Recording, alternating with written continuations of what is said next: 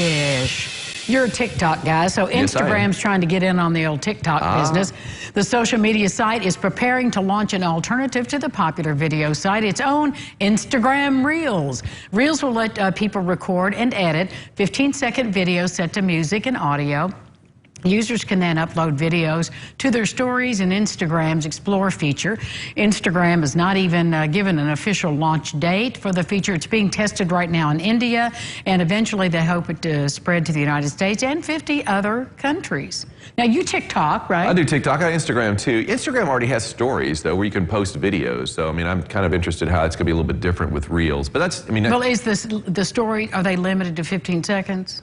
TikTok is always, well, they expanded. It was strictly 15 seconds. So maybe that's it. I mean, Instagram, the stories aren't very long anyway. A lot of times, I mean, you don't even have sound to them anyway. So, oh, really? Yeah, but you could still post videos on Instagram, and I've seen that. So, like I said, maybe it's to make it a little easier to do, because TikTok is pretty easy to work with. And what I like most about TikTok is there's some funny videos. I mean, there are some funny videos. You know, you follow the things you really like.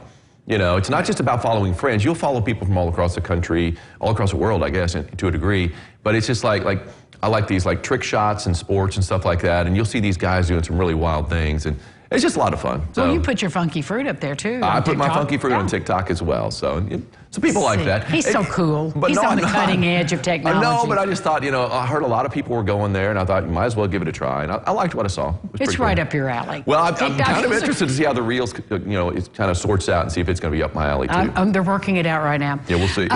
You know, you told the story of your sweaty lemonade. So this is really a cool thing. If you couldn't do your lemonade stand this year, Country Time Lemonade has a campaign to kind of bail out kids who can't do a lemonade stand this year due to the coronavirus. It's called Littlest Bailouts Program, and they're going to give $100 checks to winning applicants. Now, to participate, children under 14 are asked to write an essay about how they would spend the money, and they can submit a photo of the lemonade stand sign they had planned to use. What a cute idea. Man, I wish I would have had that when I was a kid. I know. I would have bail bailed myself out before I spent all the money, not that I spent a whole lot of money, to make that really rotten pitcher of lemonade that some guy thought tasted like sweat.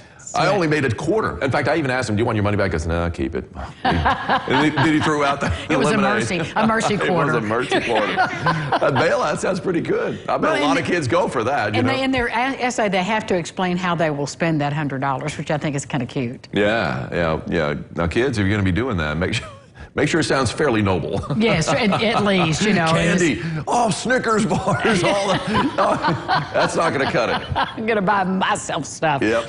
So, you know, junk food. Today is National Junk Food Day, and it could be salt or sugar or fat, and typically it is. Delicious today is National Junk Food Day. It became a thing back in the 1800s, so they say, when packaged food hit the market. Then after World War II, it really took off. But take note, my friends, deep-fried, fat-laced foods can not just affect the scales, but your cholesterol and blood sugar. So an occasional indulgence. I think you all were having Little Debbie snacking cakes today. Gretchen brought in so much That's Gretchen food. Ross. She's just like that. Oh, she did. I mean, and Warren Korf, how many did he eat? A box full. At least a box. I would think. Yeah, we had Little Debbie's. We had chips and stuff. I had some chips today that were just fantastic. Never had them before.